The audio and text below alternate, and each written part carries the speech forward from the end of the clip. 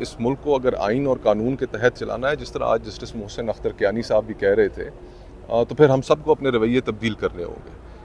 आइन ये ज़मानत देता है इस मुल्क के हर शहरी को कि उसको जबरी तौर पर लापता नहीं किया जाएगा। अगर उसको किसी इदारा कोई उसको किसी तफ्तीश में मतलूब उठाता है, उसको 24 घंटे में अदालत के सामने पेश किया जाएगा। नहीं किया जा रहा, कई दिन हो चुके हैं। तो हम तो जस्टिस कियानी की अदालत की जानिब एक उम्मीद से देख रहे हैं कि इस मुल्क के अंदर एक प्रेसिडेंट कोई सेट होगा कि जिसमें ये जो आइन और कानून के ऊपर अमल, अगर उन्होंने कोई जुर्म किया है भले उन्हें सज़ा दीजिए, जिस तरह आज वो अदालत में भी कह रहे थे। उन्होंने कहा कि मैं ये केस जो है यहीं से ये प्रोसीडिंग्स रोक दूंगा, लेकिन अब ये किसी के ऊपर इल्ज़ाम भी ना हो, लोग गायब हो जाएं, तो हमारी जो इंटेलिजेंस एजेंसीज़ हैं इस मुल्क में, उनके लिए इस वक्त कोई पेरेंट लॉ मौजूद नहीं है। हमारे जो इस वक्त हुकूमत है उसको इसके अंदर अपना किरदार अदा करना चाहिए। जबरी गुमशुदगी का जो कानून है कि जिसमें इसको पीनलाइज करें, इसको एक फौजदारी जुर्म बनाएं कि जो भी इसके अंदर मुलव्वस है उसका सदेबाब किया जा सके। और साथ ही साथ इंटेलिजेंस एजेंसीज़ का भी पेरेंट लॉ होना चाहिए कि वो भी किसी दायरे में हो, कोई उनकी ओवरसाइट मैकेनिज्म हो। यहाँ पर तो बस खुली आज़ादी है, पता नहीं मुल्क कहाँ लेके जा रहे हैं। सर, अब गवर्नमेंट में भी रहे हैं, जिस तरह के रिमार्क्स आ रहे हैं और एक तब्दीली की हवा चली हुई है, जजेस भी बोल रहे हैं, हर सेगमेंट बोल रहा है, तो क्या फ़र्क पड़ रहा है कोई ऊपर लेवल पे? अगर उनकी आंखें खोलने के लिए 8 फरवरी के इलेक्शन के नताइज काफ़ी नहीं थे, उसके बाद जो जज साहिबान ने जो ख़त लिख दिया, और फिर मोस्ट इम्पॉर्टेंटली जो रिप्लाइज जब हाई कोर्ट ने मंगाई, उसके अंदर जो पेशावर हाई कोर्ट के जज साहिबान ने कहा कि जनाब कि हमारे साथ तो ये कुछ बीत रही है कि जब हम किसी मामले में बात नहीं सुनते, फैसले को कानून के मुताबिक देते हैं, तो हमें नॉन स्टेट एक्टर्स की जानिब से धमकियाँ आनी शुरू हो जाती हैं। ये इस मुल्क को क्या बना दिया है? ये क्या हो रहा है इस मुल्क में? इस मुल्क को ठीक आखिर हमने नहीं करना तो और किसने करना है? इंटेलिजेंस एजेंसीज़ को भी पीछे हटना पड़ेगा, फ़ौज को भी पीछे हटना पड़ेगा। इस मुल्क को अवाम की राय के मुताबिक चलाना पड़ेगा। हमारे माजी में तल्ख तजर्बे रहे हैं, हम उन तल्ख तजर्बों से अगर हमने कोई सबक नहीं सीखा तो खुदा न खास्ता मेरे मुंह में खाक, हम दोबारा किसी हादसे का शिकार हो। सर, 8 फरवरी इलेक्शंस की आपने बात की, अभी केस चल रहा है 3 हल्कों का इस्लामाबाद का, आप भी उसमें फरीक बने हैं, आपके पास फॉर्म 45 है, क्या हकीकत क्या है? मैं फरीक नहीं बना, मुझे अदालत ने नोटिस दिया और कि आप आकर अपना वर्जन भी यहाँ पर बताएं। मेरी तरफ से चौधरी फैसल फरीद साहब मेरे वकील हैं, वो आज वहाँ पर पेश हुए थे और मैंने यही वहाँ पर इस्तदा की अपने वकील के ज़रिए कि अदालत मुझे जब भी बुलाएगी मैं अपने फॉर्म 45 का दत्था लेकर आ जाऊँगा।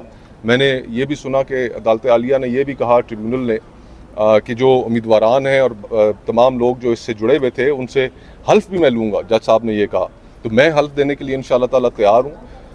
कोई चीज़ छुपाने के लिए नहीं है, सारी दुनिया के सामने सरेआम आपने लोगों के मैंडेट पर, इस्लामाबाद के लोगों के मैंडेट के ऊपर आपने टाका मारा। मैं बिलाशुबा वो इलेक्शन हार गया, मैं अपनी शिकस्त को तस्लीम करता हूँ। जमहूरियत यही है कि आप लोगों की राय को तस्लीम करें। मैं लोगों की राय को, इस्लामाबाद की लोगों की राय को तस्लीम करता हूँ और जहाँ पर 2 नंबरी हुई है उसको अगर एक्सपोज करने में मेरा कोई किरदार है तो मैं उस किरदार को अदा करूँगा। आपके फॉर्म 45 के मुताबिक कौन जीता और कितना? अली बुखारी और शुएब शाहीन। कितना मार्जिन है सर? मार्जिन हज़ारों वोटों का है, वो तो सारी चीज़ें ऑन रिकॉर्ड का हिस्सा है। केस चल रहा है, इस केस के रिमार्क्स और सारी हियरिंग्स आपने सुनी, आपको कोई लगता है कि कोई एग्जांपल सेट होने जा रही है? देखिए, एग्जाम्पल तो सेट हो जाएगी, उम्मीद हम यही करते हैं। सबसे पहली उम्मीद तो यही है कि अहमद फरहाद साहब जो हैं उनकी बरामदगी हो, वो मंजर आम पर आएँ। उनकी फैमिली, उनकी अहलिया, उनके बच्चे, उनके रिश्तेदार बड़े परेशान हैं। दूसरी बात यह है कि इन सारी चीज़ों में हम बहुत शुक्रगुजार हैं अदालत आलिया के कि वो इस मामले को बड़े ठीक तरीके से परसू कर रहे हैं। लेकिन एक ज़िम्मेदारी सियासतदानों की भी है। सियासतदानों की ज़िम्मेदारी ये है कि जब वो अपोजिशन में होते हैं तो मिसिंग पर्सनस के कैंप्स में जाते हैं, हुकूमत में आते हैं तो वो भूल जाते हैं। मरियम नवाज साहिबा, उनकी आपको तस्वीरें याद होंगी कि जब वो मिसिंग पर्सनस के कैंप में गई। इसी तरह शहबाज शरीफ साहब ने भी इज़हार यकजहती किया होगा। अब आप हुकूमत में कानून साजी कीजिए, इंटेलिजेंस एजेंसीज़ के लिए पेरेंट लॉ बनाइए, एक ओवरसाइट मैकेनिज्म होना चाहिए, मुल्क किसी ज़ाब्ते के तहत चले। हम चाहते हैं कि मुल्क हमारा तरक्की करे, ऐसे मुल्क तरक्की नहीं करेगा जिस मुल्क के दारुल खिलाफे में से लोग अगवा हो रहे हो। आप कहते हैं उस मुल्क में आके इन्वेस्टमेंट करो। आप अपने मुल्क के शहरियों को इस चीज़ पे कायल नहीं कर सकते कि 11 अरब डॉलर की इन्वेस्टमेंट जो जाकर कर दी पाकिस्तानियों ने दुबई में, उनको आप कायल नहीं कर सकते कि अपने पैसे वापस लाएं, इस मुल्क के अंदर अपना पैसा रखें। तो दुनिया से आप कौन लोग लेकर आएंगे? मुल्क, कानून और ज़ाब्ता जहाँ पर होता है, इन्वेस्टमेंट भी वहाँ पर होती है, इन्वेस्टमेंट का तहफ़्फ़ुज़ भी वहाँ पर होता है और वो फिर मुल्क तरक्की भी करते हैं। इन हरकतों से मुल्क तरक्की नहीं करते। सर, साहब, आप क्या तजवीज़ करते हैं? आप एक बैलेंस किस्म की आवाज़ हैं, हम सुनते हैं आपको, एक तरफ पीटीआई है, एक तरफ हमें जुडिशरी भी नज़र आ रही है, वो भी अपना रोल प्ले करना चाह रही है कहीं ना कहीं। दूसरी तरफ पार्लियामान है, वो बिल्कुल बेअसर है, बल्कि वहाँ से तो जुडिशरी के खिलाफ आवाज़ें उठना शुरू हो रही हैं। तो आप क्या इस सारे सिनारियों को कैसे देखते हैं और क्या तजवीज़ करेंगे कि कोई दुरुस्त सिमत में सारा मामला लगे? देखिए, जो फॉर्म 47 के ऊपर बैठे हुए हैं, क्या वो ये जुर्रत कर सकते हैं कि वो सीना तान कर कहें कि नहीं, ये मुल्क को ठीक करने के लिए चीज़ें करने की ज़रूरत है और हम कदम बढ़ाते हैं और आए करें इन मुल्क को चीज़ें ठीक करने के लिए? नहीं कर सकते। उनके पास वो लेजिटिमेसी ही नहीं है, उनके पास वो मॉरल अथॉरिटी ही नहीं है। हमने इस मुल्क के निज़ाम को इस हद तक बर्बाद कर दिया, यकीन कीजिए, मेरे मुंह में खाक, कि हम जानते बूझते हुए इस मुल्क को एनाकी की तरफ धकेल रहे हैं। और हमने अपने रवैये अगर दुरुस्त न किए, आज आपकी माशी हालत जो है दुनिया के इस रीजन के अंदर अबतर है, दुनिया में अबतर तरीन है। इस माहौल के अंदर आप लोगों को मज़ीद भड़का रहे हैं। अभी आज़ाद कश्मीर में हमने जो देखा वो क्या था? जो इस्लामाबाद के जज साहिबान ने जो ख़त लिखा, उसके अंदर उन्होंने क्या लिखा? हर जगह इस मुल्क के अंदर लोग, हम सियासतदान हैं, लोगों से रब्ता हमारा होता है। यकीन मानिए कि हम मीडिया के ऊपर वो एहसासात लोगों के जो हमसे गुफ्तगू के दौरान वो करते हैं, हम वो बयान नहीं कर सकते कि लोगों के अंदर इस वक्त जो लावा है वो कितना उबल रहा है, कि माशरे का टेम्परेचर कितना ऊपर जा रहा है। आप मुल्क के जिस हिस्से में चले जाएं, आप किसी आदमी से बात करें, चाहे वो ठेले वाला हो, चाहे वो दुकानदार हो, चाहे वो बिजनेसमैन हो, एक ही बात कर रहे हैं लोग। तो आपको एहसास करना चाहिए कि ये मुल्क, माशरा किस नहज पे जा रहा है। हम सब ने दानिशमंदी से चीज़ों को अगर ठीक करना है, इस मुल्क को ठीक करना है, अपने रवैयों को बदलना पड़ेगा, पीछे हटना पड़ेगा इस मुल्क की खातिर। सियासतदानों को भी ठीक होना पड़ेगा, जर्नैलों को भी पीछे हटना पड़ेगा। सरहदें उनके हवाले, इस मुल्क की गलियाँ, इस मुल्क का कानून ज़ाब्ता, इस शहर, ये हमारे हवाले, सियासतदानों के हवाले।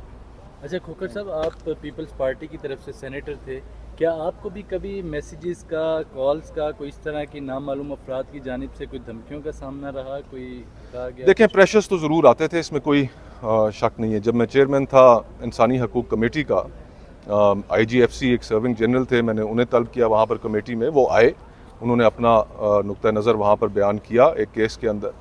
और पेमरा सहाफ़ियों के जब केसेस कई ऐसे जिनके ऊपर मैंने नोटिस लिया, प्रेशर्स आते थे, लेकिन उन प्रेशर्स को फिर बर्दाश्त करके मैं अपना काम सर फेंक के जारी रखता था कि यार मेरी एक ज़िम्मेदारी है और वो ज़िम्मेदारी मैंने निभानी है। बाकी उसमें कामयाब हुआ नहीं हुआ, ये लोग फैसला करेंगे। सर, आपने कश्मीर के हालात की बात की। एक तरफ तो कश्मीर की जो गवर्नमेंट है वो ये तस्लीम कर रही थी कि आज़ाद कश्मीर के लोग जो डिमांड्स कर रहे हैं वो आईनी और कानूनी तौर पर जायज़ चीज़ें डिमांड कर रहे हैं। फिर यहाँ से फेडरल गवर्नमेंट की तरफ से रेंजर्स को वहाँ पर भेजना और इस तरह की हालात ख़राब करना, इसका ज़िम्मेदार किसे समझते हैं कि ये क्यों हुआ? देखें, हम एक अभी आज से चंद रोज़ पहले वज़ीर आज़म साहब गए आज़ाद कश्मीर। वहाँ पर वो वज़ीर आज़म आज़ाद कश्मीर से मिले, उनकी काबीना से मिले, मिलकर 23 अरब रुपए का उन्होंने जो ऐलान किया था उसकी यकीन दहानी कराई, वापस आ गए। मिलना तो उन लोगों से चाहिए था जो तहरीक चला रहे थे। इन लोगों से जो तहरीक को चलने में, जो लोगों के मसाइल हल करने में नाकाम रहे, उनसे, जिनके ऊपर लोगों को एतबार नहीं रहा, उनसे मिलने का क्या फ़ायदा था? तहरीक के लोगों से मिलते। और लोगों से इस तरह अपने आप एक फ़ासला रखना, उनसे मिलें जो लोगों की जायज़ डिमांड्स हैं। इस वक्त गिलगित बल्तिस्तान में वहाँ का जो नौजवान है, पढ़ा लिखा जो तबका है, वो सारा का सारा बड़ा सीख पाया है कि हम सरज़मीन बेआइन क्यों हैं। वहाँ पर ये सवाल किया जा रहा है। हम 76 सालों से इस मसले का हल नहीं निकाल पाए। हमारे यहाँ हमने फाटा को ख़त्म किया, फाटा को ख़त्म करके डिस्ट्रिक्ट्स को मर्ज किया खैबर पख्तूनख्वा में, ट्राइबल एरियाज़ को। आज तक वो अपने जो उनको एक्स्ट्रा NFC के अंदर से पैसे मिलने थे उसको रो रहे हैं। तो अकल को हाथ दें। मुल्क को अगर चलाना है तो चलाने के लिए फिर लोगों की बातें सुननी पड़ेंगी, दिल कुशादा करने पड़ेंगे, तभी मुल्क चलेगा। खोखर साहब, आखिरी सवाल का जवाब दे दीजिएगा। गंदम का इतना बड़ा स्कैंडल आया, किसको जिम्मेदार समझते हैं? कौन लोग इसमें मुलविस हैं? देखें, जो गंदम का स्कैंडल है उसके नतीजे में आज जो सबसे बड़ा जो कीमत उसकी अदा कर रहा है वो इस मुल्क का किसान अदा कर रहा है। इस मुल्क के किसान को कोई पूछने वाला नहीं है। जो किसान तंजीमें हैं, जो सियासी जमातें हैं, वो उनके ग्रीवेंसेस को एड्रेस करने में नाकाम हुई हैं। और इस वक्त जो सूरत हाल आज़ाद कश्मीर में हुई, यकीन कीजिए कि इस वक्त किसानों की जो हालत है वो भी इस वक्त तड़प रहे हैं कि उनके साथ जो ज़्यादती हुई है, जो वो कर्ज़ों के बोझ तले दब गए हैं, जो उन्होंने खादें कर्ज़े पे ली हुई थी, जो उन्होंने अपने डीज़ल के और बिजली के जो बिल हैं, वो बीज जो उन्होंने कर्ज़े पे ले रखा था, अब वो निकलने के लिए तैयार हो जाएंगे। हम किस तरफ मुल्क को लेके जाना चाह रहे हैं? और जो अहले इक़्तिदार हैं, इतनी बेहिसी कि आप 25 करोड़ के मुल्क के अंदर इतने नेग्लिजेंट फैसले करें कि जिनके नतीजे में ना सिर्फ सवालात उठें, एक कमीशन ऑफ इंक्वायरी प्रॉपर कायम होना चाहिए जो इंडिपेंडेंट हो और इस चीज़ की तहकीक करे और मुलजिमों का तयन करे। शाहिद खान अब्बासी साहब जो नई जमात बनाने जा रहे हैं उसमें शमूलियत अख्तियार कर रहे हैं, आपने अपना क्या सियासी फैसला किया है? जी मेरी अपने फैमिली से हल्का बाब वोटर सपोर्टरान उन सब से इस चीज़ के ऊपर मुशावरत जारी है और इंशाल्लाह देखते हैं। सर आज के रिमार्क्स आपने सुने हैं, कोई प्रेस कॉन्फ्रेंस मुतवक्के लग रही है आपको कि इनके बाद शायद किसी की कंटेम्प्ट नोटिस भी तो दिए। जी नेशनल प्रेस क्लब अब जो कंटेम्प्ट नोटिस लेने के लिए तैयार होंगे तो आए मैदान में। मेरा नहीं ख्याल कोई सियासतदान अब रुक जाएगा प्रेस कॉन्फ्रेंस का रुकना सिलसिला। चाहिए। ये क्लैश भी नहीं होना चाहिए जुडिशरी के दरमियान, एग्जीक्यूटिव के दरमियान, एस्टेब्लिशमेंट के दरमियान। हम सब जो हदूद हमारी आइन ने तय कर रखी है अगर उस पर अमल करें ये क्लैशेस नहीं होंगे। अमल करें। Thank you.